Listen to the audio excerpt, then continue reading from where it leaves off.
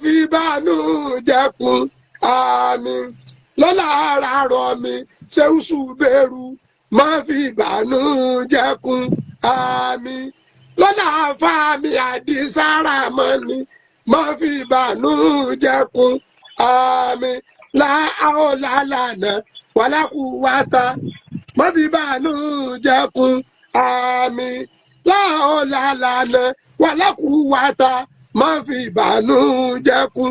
Bàbá wa ojú òní tì í àwọn èèyàn fẹ́ pè wọlé nọ́mbà tẹ́ ẹ lè pèrè ẹ jẹ́ kí n táàpù nọ́mbà tẹ́ ẹ lè pè wá ẹ lè pè wọlé.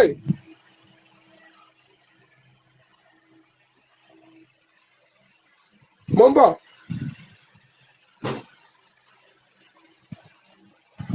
Ẹ fún mi ń ṣẹ́jú kan mo fẹ́ táàpù nọ́mbà tẹ́ ẹ lè pè ní o.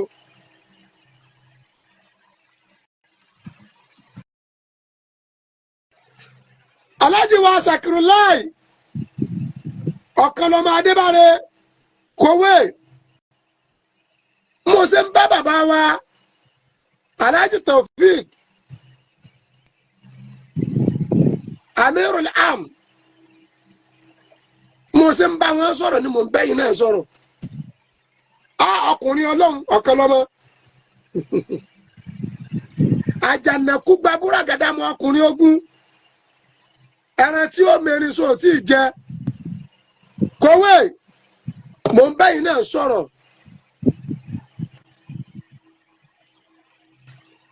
bẹ́ẹ̀ ni mò ń bá aláàjì wa Saheed Shittu ẹjọ́ bá mi sí à prógámù yìí àbá Saheed Shittu ọlọ́run bá mi dúró tì yín àbúrò ní sẹ́yìn ètò tí lọ ọlọ́run bá ní fòpin sí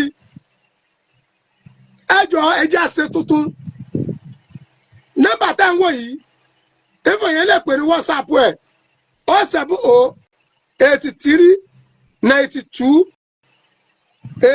070-82-87-78 ẹ lè pè ní direct ẹ lè pè ní WhatsApp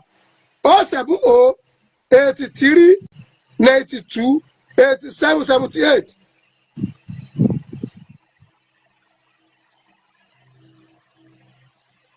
Oyèláyọ̀ Ọpẹ́yẹmí ọlọ́lọ́rọ̀ kan àbúrò ní sẹ́yìn àbáwá Muhammad Saheed Shittu ẹjọ́ torí tọ́lọ́hún ẹjẹ́ ajẹ́kọ̀ọ́gùn omi ọlọ́run ní dẹ̀dẹ̀ àmúsẹ́nì kankan ìbádà wa kọ́lọ́jọ́ kọ́ tẹ́wọ́ gbà á à ń kírun à ń gbàwẹ̀ à ń yọ sàkọ́à níbi tọ́lọ́ ń tóbi dé bọ́lọ̀ ń gbà lọ́wọ́ àbí ọgbà àmọ́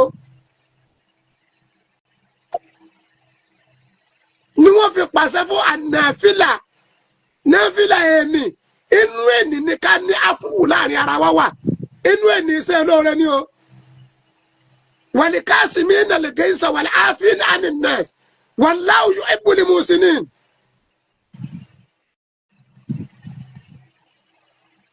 Sálẹ̀ ṣé ẹ ti pè mí ni kò ríǹgì o.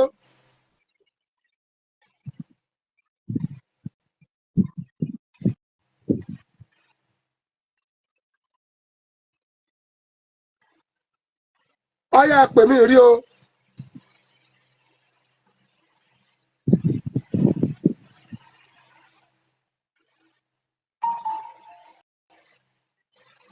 Salamu alaikum. Wa alaikum salam tó lọ́kàn gbogbo ayé ní gbọ́ yín. Náà. Àmín àmín àmín. Àmín yàrá àmín yàrá. Àmín àmín.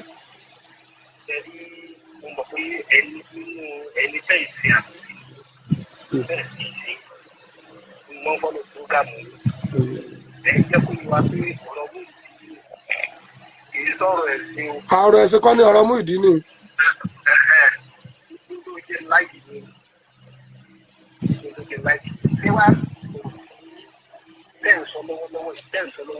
Náà.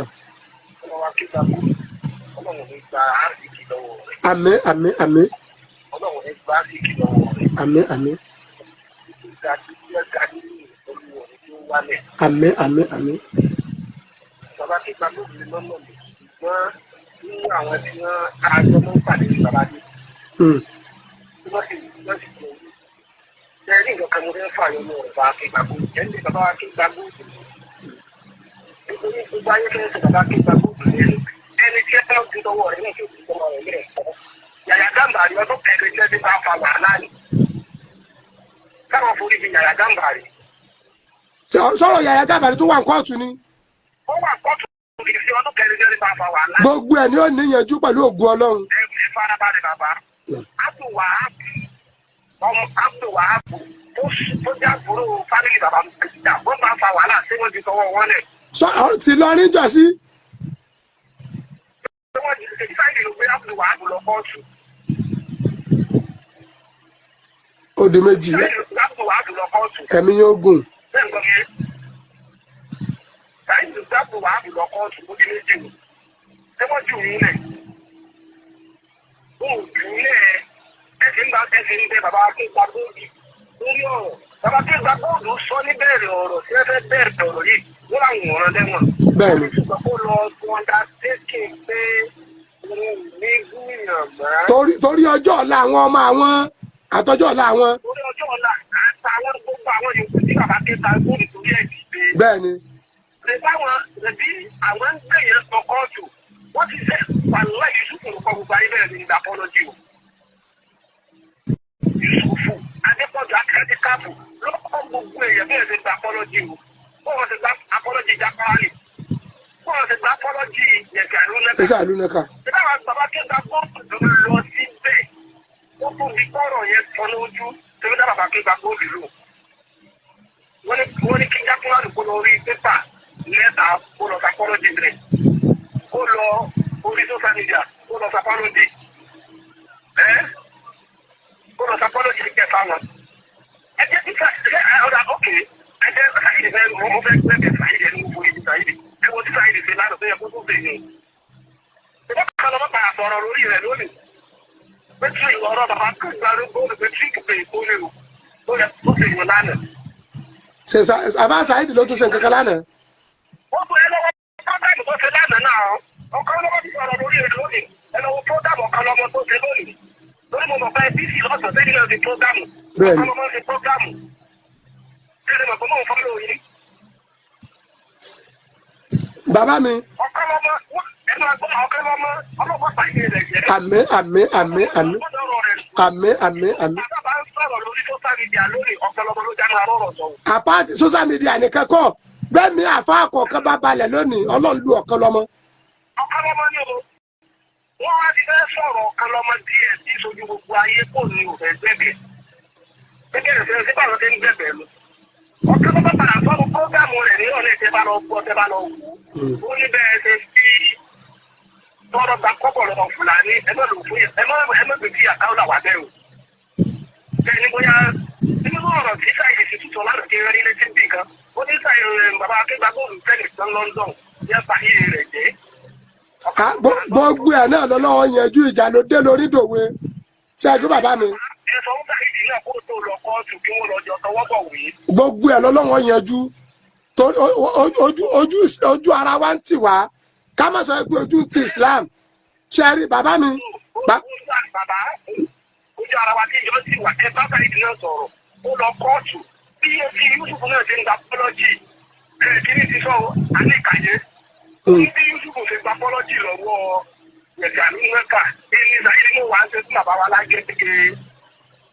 Ẹ jẹ́ kájọ sòdodo ọ̀rọ̀ ìtọ́kọ̀lọ́mọ́ tó dé lórí nù tó sáǹdì lórí ìsìn ó sọ ní ìrọ̀lẹ́.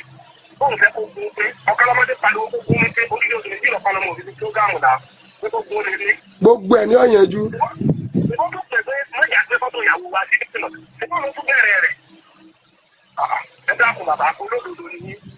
Bẹ́ẹ̀ ṣe parí ìjà lẹ́sìn parí ìjà. Ẹ ló bàbá mi. Ẹ máa gbọ́ ẹ farabalẹ̀. Bí wọ́n ṣe parí ìjà náà ni mò ń parí ẹ̀ yìí. Bí ẹ sì ṣe sọ ẹ máa gbọ́. Bí ẹ ṣe sọ náà lẹ́yìn náà ń sọ yìí. Ẹni tí ó bá parí ìjà ṣé ń gbọ́ mi yé kò ní bú ẹnì kíní kò ní bú ẹnì kejì. Yóò pàrọwà sínú ẹnì kíní yóò pàrọwà sínú ẹnì kejì. Ìjẹ́ ń pè níjànú. Táwọn bàbá bá fẹ́ parí ìjà fọ́kọ àtìyàwó wọn ní kò ní di kíyàwó orojọ́ kò ní ìdí kọ́kọ́ rojọ́ ní ìyàwó ọ̀yàǹde kúnlẹ̀ kọ́ bí ọkọ ẹ̀ tó bá ti wá bí ọkọ ẹ̀ tán wọ́n wà dáyàwó pé tẹ́ ẹ bá tún ti dénú ilé lọ bí ọkọ rẹ torí pé ar-rijalu qawwamuna 'ala an-nisaa ẹ máa gbọ́ ọ̀rọ̀ tá à ń sọ yìí bàbá wa àgbà Akeugba Gold bàbá gbogbo wa ni wọ́n kápẹ́ nú ọjọ́ orí bàbá wa Akeugba Gold ìṣẹ́gbẹ́ Àfà Saheed Shittu tí ó dàrú kọ́dà kápẹ́ pò wọ́n ìṣẹ́gbẹ́ bí ẹ bá wá fẹ́ parí ìjà ẹ gbọ́ àpèjúwe tí mo mú wá ni ọmọ kékeré tó rí àgbàlagbà tó lójú àgbà jìn. dátà tẹ máa gbọ́ dátà mi tán mo tó ra dátà mi lórí àkáǹtì mi mo ti ń wò mí. ṣé ẹni tẹ́ bá wá wò délẹ̀ ẹ mọ̀ yìí pé bí ẹ bá fẹ́ parí ìjà ńlá méjì ọ̀rọ̀ tá à ń sọ iná mo nígbà pé Àfà Saheed Shittu máa gbọ́ mi àwọn tó bá ní í ṣe pẹ̀lú àtúnṣe tó yanjú tó ẹ ká Àfà Saheed Shittu ní Àfà Saheed Shittu náà ṣe ẹ máa gbọ́ bàbá mi a máa ṣẹra wa ọ̀kan lọ́mọ́tà ń wò yẹn wallahi ta'ala ẹ̀jẹ̀ mi ni ẹ̀gbọ́n tí mo sọ fún yín bàbá wa Akeugba Gold is my father bàbá Akeugba Gold is my daddy but ẹ sọ fún mi náà bí Islam lánàá ẹ̀gbọ́n àwọn lọ́yà àtọlọ́pàá àti sọ́jà àtàdájọ́ oúnjẹ ni wọ́n jẹ́ fáwọn àfáà àrí ayé mo ti ń wí. àná àgbọ̀ àwọn wọn fọwọ́ àná àgbọ̀ àwọn wọn sọ wọ́n sọ ìdí bàbá Akeugba Gold ti gbé ìdí àgbẹ̀kalẹ̀ nu pé ká mọ̀ mọ̀ nípa lọ kóòtù ká mọ̀ sí ju ara wa. pé ẹ máa gbọ́ bàbá ẹ rí ẹjẹ sọ̀rọ̀ kankan fún yín ẹgbẹ́jọ́ kan bóyá ọ̀rọ̀ kan gbọ́ ìyàtọ̀ kan lọ́mọ ẹ sọ̀rọ̀ orí social media ẹ ẹ ọ̀kan lọ́mọ náà sì kó sì sọ fún oṣù tán. bẹ́ẹ̀ni àbí bẹ́ẹ̀ni. ẹ rí ẹjẹ ní sọ̀rọ̀ kankan bọ́dà ẹjẹ fún yín ní kankan kí wọ́n nínú pé ọ̀rọ̀ yóò lè tán àníyù àjàlá tó lọ ń kọ lẹ́tà tó fún sọ́ọ̀fù sáfù Jamiu Adégún àkọ́mọ́sí wá àtìmọ́lẹ́kù sàdúgbò ló yẹ wọ́n ṣe wú ìlú. wọ́n ti kọ́ pé kí ní tí wà ní pọ́jù mọ́ sí wá àtìmọ́ kó mọ́ wà nípò wá àtìmọ́ àti kó mọ́ wà bọ́ bẹ́ẹ̀ kí wọ́n ṣe wú ìlú. bàbá mi sẹ́yìn gbọ́ mi yé tẹ́ ẹ bá ẹ rí gbogbo ohun tó ti lọ́hùn tá a bá ti ń tún nǹkan tó máa dá sí ni. ṣé yóò lẹ́tà. àjàlá lọ kọ́ síbà níjẹta ó kọ́ nígbà tí gọ́ọ̀mẹ̀ntì ìbò bẹ́ẹ̀ tẹ̀sẹ̀lẹ̀ ní o ibi tó ti lọ. ẹ máa gbọ́ sà. ibù kọjá ìpín òní náà lọ ṣẹlẹ̀ àwọn kan lọ́wọ́ wàá lò wọ́n fàtúnṣe gbogbo orú yẹn nǹkan tí ò ṣàpínlẹ̀ ìsìláàmù ni ẹ mọ̀ pé gbogbo tí ń ṣẹlẹ̀ yẹn kò jẹ́ káwọn àfáàgọ́ lápẹ̀ níwájú àwọn agbófinró mọ́ nígbà tá àfá ìdẹ́ ẹ̀sẹ̀gbẹ́ wọn tọrọ ọ́fíìsì ayé lágbófinró ti ń ṣiṣẹ́ ọ́fíìsì ọlọ́run làwọn àfáà wà. bàbá àdé ìtẹ ọ̀pọ̀lọpọ̀ láti lórí prógámù rẹ̀ ọ̀gá àbọ̀rọ̀ lẹ́tì tó lè rí àbẹ̀kọ̀ ọdún lẹ́tà ìkílódé ẹ̀kọ́ pé kí sùn mọ́ má fi ń tẹ̀ yẹn náà. gbogbo ẹ̀ náà ni ó ní ìyẹjú.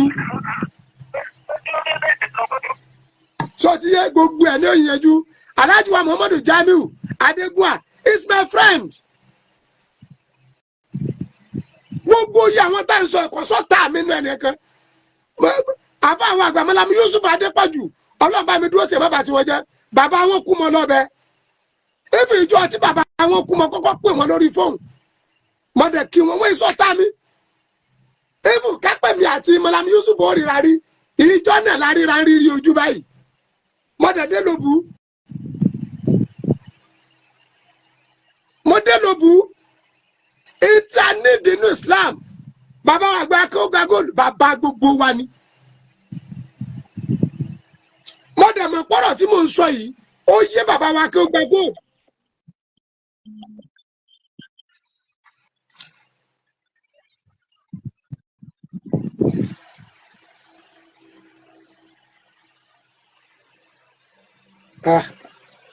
mo fẹ́ pe alájà gbogbo ẹ̀ ní ọ̀yẹ́jú inshallah.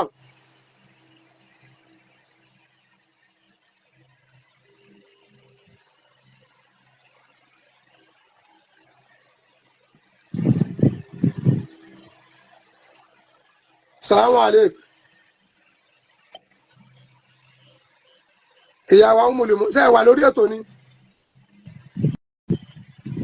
Mo wà live mo ṣe prógámù lọ ni.